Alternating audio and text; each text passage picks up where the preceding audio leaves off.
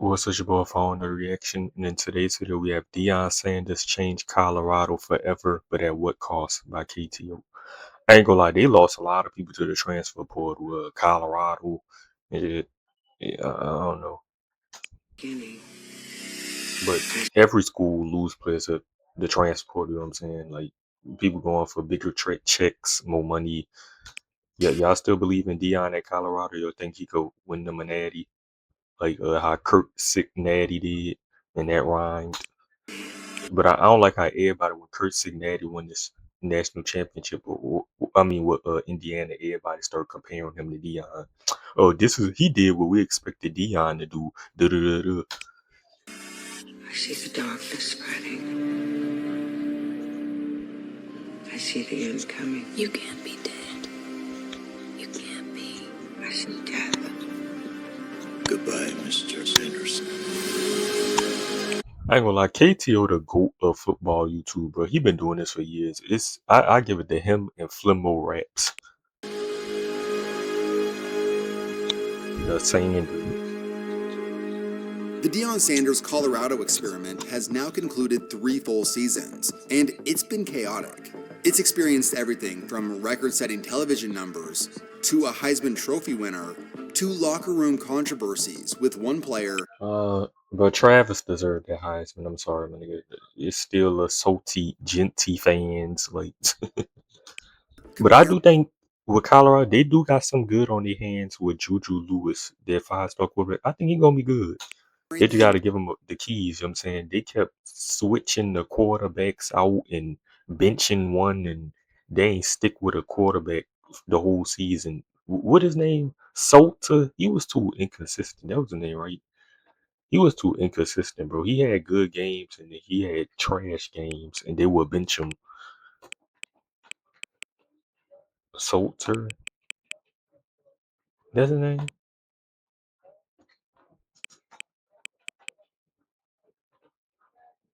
Yeah, Caden Salter, bro. He was too inconsistent, bro. He's still at Colorado. Environment to a Yeah, real-life get the keys Grand to Theft Auto Juju, video bro. game. In 2023, Deion Sanders took over one of the worst programs in the country and has made great efforts to change its culture and build a college football powerhouse, which is what many of his supporters expected. After all, they were the 4th most bet team to win the national title in 2024, Damn, what? despite winning just 4 games the previous season. And for moments, we've seen some magical things take place. So, what are we to make of the Coach Prime era in Colorado to this point? There's been a lot of hype, crazy storylines, good football, terrible football, unprecedented transfer portal movement, and Deion's health issues. There's a lot to unpack here, and what I want to do in this video is go year by year, detailing what has gone down. Then at the end, wrap it all up with a summary of why things have transpired the way they have. Now, one aspect of Coach Prime that you gotta give him credit for is he's always styling. Athletes and former athletes either have a sense of style or they don't. Unfortunately, a lot of us, Man, chill on Adam Sandler, bro. He be putting it on.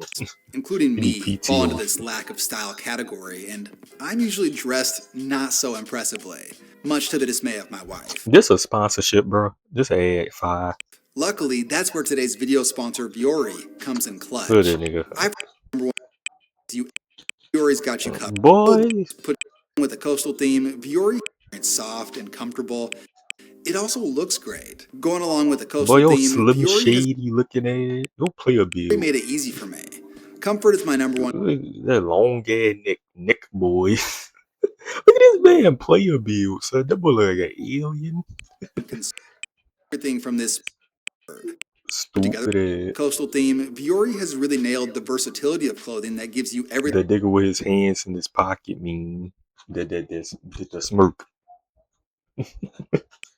From the order with just one. Chill, I'm joking. They YouTube. were I'm making jokes. You know, YouTube like to take videos down for cyberbullying. I'm making a joke.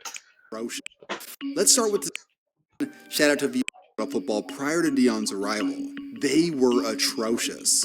Since 2003, Colorado has been an afterthought with just one double-digit win season since then. In the 6 years prior to Deion's arrival, Colorado finished with 5 or less wins every season, capping it off with a 1-11 debacle in 2022. Then Coach Prime showed up. In one word, his arrival was loud. Okay. Uniforms may not even look like they look now. Okay. The cleats, I guarantee it's gonna be some special. Okay. We got a few positions already taken care of because I'm bringing my luggage with me, and it's Louis. Okay. With lights and cameras everywhere, Deion Sanders immediately set a new standard. He also brought in over 50 transfers, setting a new NCAA record. Yeah, quarterback's coming. Yeah, about 10 more of them coming. And they dogs. And they gonna hunt and they gonna eat. Shortly after his arrival, Colorado saw over 50 scholarship players leave the That's why niggas was comparing Kirk Signati, like, oh, Kirk Signati ain't have a single 5-star and he won the national championship. But I did. Well, Kirk Signati, his recruits was just good. A lot of Deion Sanders recruits wasn't good, bro. Simple. program through the transfer portal. This level of volatility was unprecedented. Coach Prime often talked about his strategy, which he called the 40-40-20 plan with recruiting. Basically, it's try to get 40% of graduate or older transfers, 40% undergrad or younger transfers, and 20% high school recruits. This was quite the ambitious plan, considering how many older players that they would have to replace on a yearly basis. Colorado quickly became the most enticing story in college football. Whether you loved or hated it, everyone was paying attention and eager to see if Coach Prime could pull off some video game-like magic, rebuilding a program overnight. Please say hello to the most electrifying man in sports today, Coach Prime. Betting odds had this 2023 Colorado team winning 3 to 4 games, which, although it seemed low, it was an improvement over their atrocious one-win season in 2022. Scheduled to go play number 17 TCU on opening day, the game became an all-time classic, and it would set the tone for early on in the Yeah, season. they do got some classic games in Colorado. Going into game number 1, Colorado was 21-point underdogs, but instead of a blowout loss, Shedeur Sanders threw for over 500 yards and 4 touchdowns, including the game winner with 4 minutes remaining in the game. Colorado pulled off an incredibly exciting back-and-forth high-scoring thriller, which immediately boosted All their games was high scoring, my nigga. That defense was BJ, boy. They wasn't going nowhere with that trash defense. their hype to another level. We do things that have never been done, and that makes people uncomfortable. The following week, they hosted I really hope Shedeur ball out his second year. Give him the keys, bro. And y'all get Jordan Tyson or something. Nebraska, and Colorado dominated that game. All of a sudden, many people were thinking, was this Colorado team about to make some sort of crazy playoff run? Their next game against rival Colorado State would garner massive attention nationwide. And I don't care if they hear it in Boulder.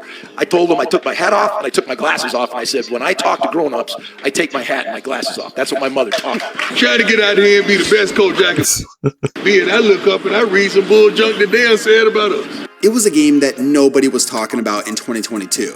Then in 2023, it set ESPN's all-time college football regular season streaming record, peaking at Damn. over 11 million viewers. So what that handshake will Damn. Yeah, damn, y'all was breaking records for real. be like after you whoop on Colorado State in the middle field? No handshake or any handshake? Take the hat off. Take the shades off, huh? It was also Colorado's first ever sellout in school history, and the game didn't disappoint. Colorado was massive 24-point favorites, but they struggled to build a lead. This game had everything.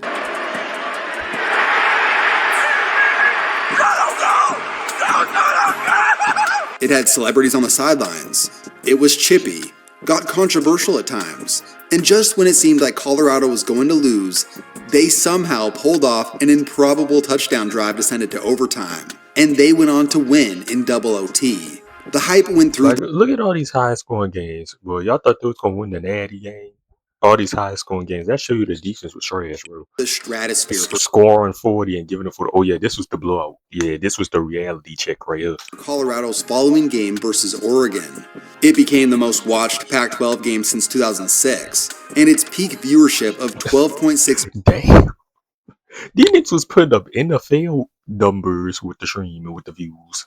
The Million. viewership. made it the most watched regular season game of the season. The Cinderella story is over, man. Oh yeah. He was not lying. Right? They're fighting for clicks, we're fighting for wins. There's a difference, right? There's a difference, right? This game ain't gonna be played in Hollywood, it's gonna be played on the grass. It was too bad that it became a sobering reality check for Colorado, as by halftime, they trailed 35-0, eventually going on to lose. This became the turning point. Colorado would lose the following week after nearly coming back against USC.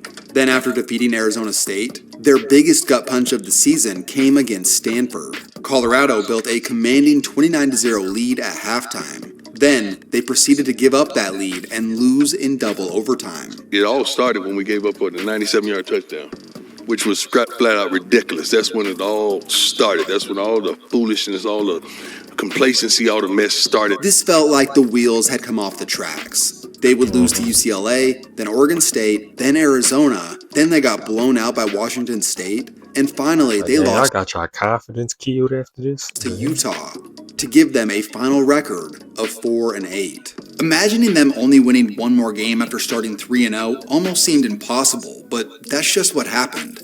Their defense outside of Travis Hunter was terrible from the beginning, and their offensive line had become a clear issue later in the season as Shedeur was constantly running for his life. He was sacked more than any other quarterback in the country, and his season ended early due to a fracture in his back. With year one in the books, it's safe to say it was a mixed bag. On one hand, the team completely fell off the wagon after an awesome start to the season, which was disappointing. But at the same time, revenue for the athletic department took a huge leap, increasing by over $30 million. From a roster standpoint, it became clear what Coach Prime needed to do to fix this team. And year two would once again see massive volatility for Colorado in the transfer portal. They brought in over 40 new transfers, which was more than any other team. They also had over 34 players leave the program, which was also near the top. Along with the huge shift in personnel, there were also the massive conference realignments taking place, which included Colorado. With the move from the Pac-12 to the Big 12, once again, they weren't expected to be a dominant team, as odds makers had them winning around 5 to 6 games, ranking them 11th in the conference. Despite this, many outsiders had faith in Coach Prime's rebuild, as they were the fourth most bet on team to win the national title. Things got off to a bumpy start. Damn, what was y'all betting on them? Boy, y'all lost some money. Boy, y'all know y'all dumb. They escaped against FCS team North Dakota State, then got worked in their rematch versus Nebraska the following week. In the post-game press conference, Shedeur basically blamed the offensive line for his struggles. How many times did Raul get touched? They was able, like, of course, whenever you're able to run the ball consistently and whenever you're able to, then that opens up the pass, you know? But it's just like you got to understand, like, what your team good at. So it's like, why would we keep running the ball if, okay, we out there and we get in a situation where it's a must get and we don't get it? This was controversial at the time. I was just looking at the Shedeur merch on the Big 12 website. But Colorado would find their stride, first defeating rival Colorado State handily, then beating Baylor by a touchdown, then cruising to victory in blowout fashion versus UCF. To that point, Travis Hunter was putting together a season for the ages. He was averaging nearly 10 catches, over 100 yards, and more than a touchdown a game, while also dominating defensively. It was truly incredible, and his level of play would continue. Shedeur was also killing it by putting up monster numbers. The next 5 games saw Colorado only lose once, which was a tough last-minute loss to ranked Kansas State. But it would become clear that Colorado had taken a step forward as a program. That and the benefit of not playing teams like Oregon, USC, and UCLA due to the conference realignment. Colorado went into a late November matchup against Kansas with an 8-2 record, and Colorado was ranked 16th in the country, their highest rank in 8 seasons. But it was a rough game for them. They lost by double digits. They did respond the following week by crushing Oklahoma State 52-0 off the back of Shedeur Sanders and Travis Hunter putting on a clinic. At the end of the regular season, Colorado had overcome all expectations. They were a legit team that had 2 bona fide stars. Shedeur Sanders went on to finish 4th in the Heisman, and Travis Hunter won the award after doing things on the field people hadn't seen since his coach was still playing.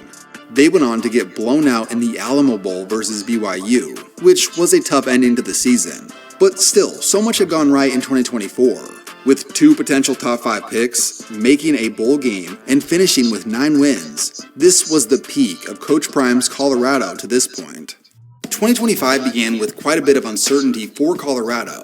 Once again, they had one of the highest numbers of transfers leaving the school in the country with over 30. And once again, they had a huge influx of incoming transfers. So it was safe to say that Coach Prime was living and dying by the transfer portal. But there was a glaring weakness in this strategy. Deion Sanders struggled to attract good offensive linemen to the program. This was evident once again, as Shedeur was the most sacked quarterback in the country. There were no signs of a developing Gotta get them homegrown talents too now. run game as they Gotta get them homegrown recruits out. I don't know. Colorado got good football players. It gotta be some dogs. I know they got probably some good offensive linemen, some good white boys, some good linebackers too. finished dead last in rushing yards and yards per carry in 2024 by a country mile. They were so much about Shedeur and Travis Hunter that the school honored them by retiring both of their jerseys during the spring game of 2025. Shedeur Sanders had his jersey number retired at Colorado this year, and people are saying it's because of nepotism, because of his father, and it's not. It's because he went 13-12 over his career, and he almost won the Alamo Bowl. Gang, you're not funny if I. Of course, Lamar laughing because Lamar laugh at everything. Like Lamar would be laughing. I can't tell if Lamar be high or what. I don't know. Definitely Lamar not be laughing at everything. nepotism, right? All right. Now that Coach Prime didn't have arguably the best player in the country on Why you went quiet? You going quiet? You know the joke ain't funny if you going quiet. Like you said the joke and you gonna go quiet. Like trying to see if the crowd gonna laugh. Like. roster, and he didn't have his son, who was a proven college quarterback, he was going to need to find at least some decent replacements if Colorado was going to do much of anything in 2025. In terms of quarterback, he hoped either the number 1 overall recruit Julian Lewis or Liberty transfer Caden Salter was going to be the answer. But the summer was tough. Coach Prime had to take a leave of absence that caused him to miss most of the summer of 2025 to treat and remove a cancerous tumor in his bladder. This was scary, and just one of the many health issues he's experienced in recent years. Since 2021, he had undergone 14 surgeries for a variety of ailments, which included having 2 toes amputated. Despite a period of uncertainty, Deion returned to coach his team with the quote, "I'm back, baby." Regardless of how you felt about Deion's personality, there was no denying this resilience and toughness that he had to get back on the saddle and lead his program. The 2025 Colorado football team was expected to take a step back after losing key players, but they ended up taking more than a step back. Caden Salter won the quarterback competition and led Colorado out on opening day versus Georgia Tech, and Colorado lost by 7. Yeah, that was a good game. That was a good game, man. The team found their footing against the weaker Delaware the following week, but Salter struggled while out there, and Deion benched him in favor of third-string quarterback Ryan Staub to preserve backup Julian Lewis's red shirt. Salter later mentioned how this benching shook his confidence. With Staub, Colorado got manhandled by Houston, and Coach Prime was not impressed with Staub's performance. He ended up going back to Salter the following week. Against Wyoming, Salter looked like the guy they expected him to be, as he threw and ran all over Wyoming. Inconsistent, bro. And they got Quentin Gibson. They had some good players too, bro.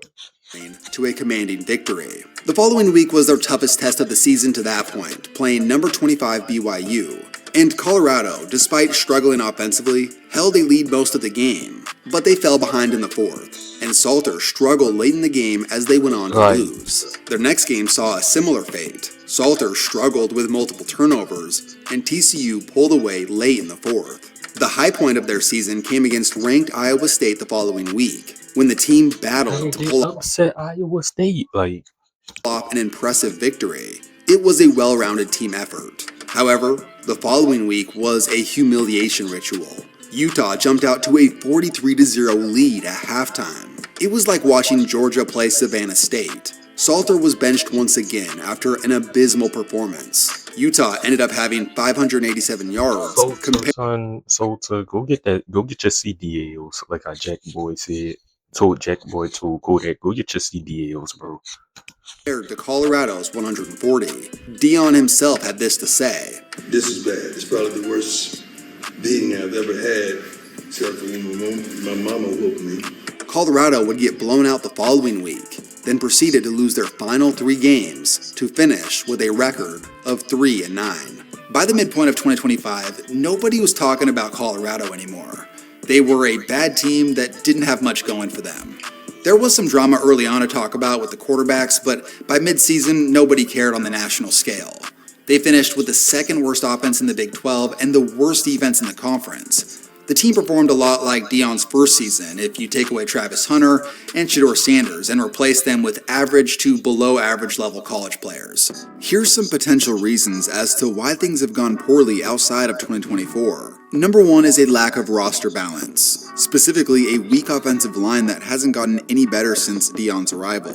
The heavy reliance on portal over high school players has made it very difficult for Colorado to build solid structural cohesiveness. There's a really good quote from the New York Times that says the following, quote, "It's exciting when you flip someone else's roster. It's detrimental when you do it to players you personally brought in. That's treating players like commodities, and it's a tough sell for future recruiting efforts, both in the high school ranks and in the portal." Now, in fairness, this is a much larger issue than just for Colorado, but they are the prime example of this. Number 2 is coaching and management. To give Deion the benefit of the doubt, having the health issues he's experienced would derail almost anybody from being successful.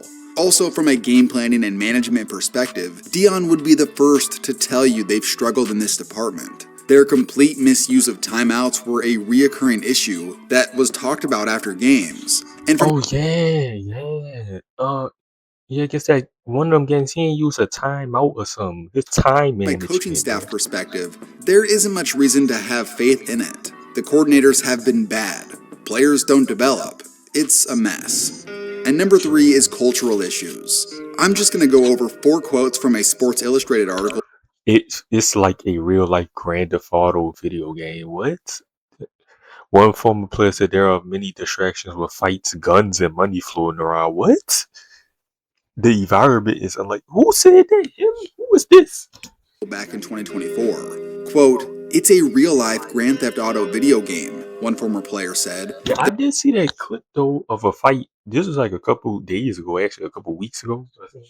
There are many distractions with fights, guns, and money floating around. The environment is unlike any I've come from before. This was a report that Deion claimed was false. Then another player said this, quote, Yeah, we ain't hearing nothing about no guns or nothing fire. I don't know what you talking about. That's some shit you must have seen with your teammates, some behind the scenes. "I feel like I just don't want to play for clicks. I actually want to be involved with a great leading program that's going Yeah, I do see the players got the IG handles on the back of their jersey. to develop players." Deion later suggested that this player's work ethic was inadequate. And for the next quote, receiver Caleb Mathis allegedly punched backup quarterback Colton Allen because of not wanting to repay a gambling debt of over $10,000, according to the report. And for the last quote, it involved Tavarish Dawson getting dismissed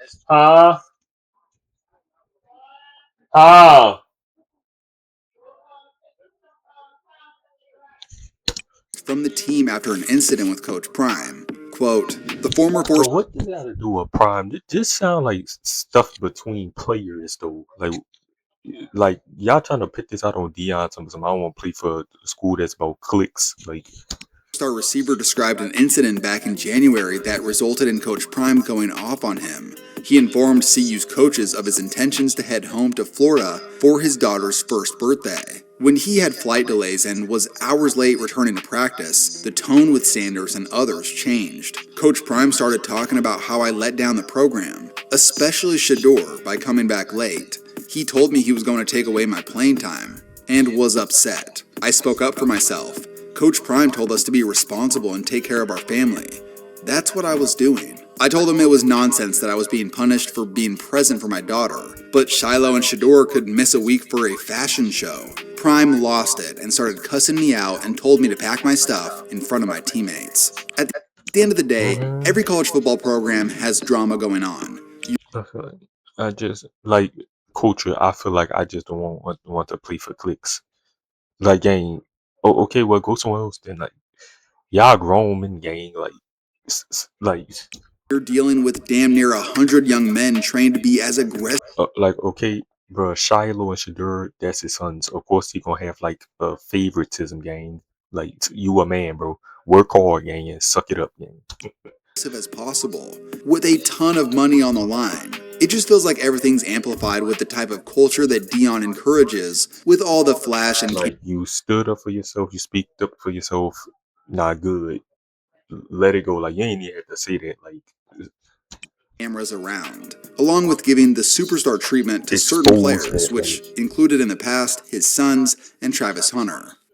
In 3 years, Coach Prime has a 16-21 record at Colorado. However, the off-field landscape has shifted tremendously for the university. Based on this Sports Illustrated article, Colorado now has the greatest value of any non-Big Ten or SEC school. That is a major feat. The athletic department saw yearly revenue nearly double from 2022 to 2025, and the university as a whole saw a 20% increase in student applications since Deion arrived. The Prime effect has been real. But even though the university got the attention they were looking for, the athletic department is still suffering massive yearly deficits due to increased spending on things like Deion's contract and spending more on players in the portal. However, it is worth mentioning that most college athletic departments have yearly deficits. So, what are we to make of the 3 years so far? Well, at the very least, it's given college football a spark. Coach Prime took over a dead program and brought it life. At times, this experiment has provided us fans some of the most entertaining moments both on and off the field. What about me would make you think that I care about your opinion of me? Your opinion of me is not the opinion that I have of myself. You ain't make me, so you can't break me. Like, yeah, no, some of them players that was complaining about the program and stuff, some of y'all was probably just trash, bro. Y'all probably wasn't hard workers, and some of y'all just suck. Like, go to a different school, then bye bye. Like, for real.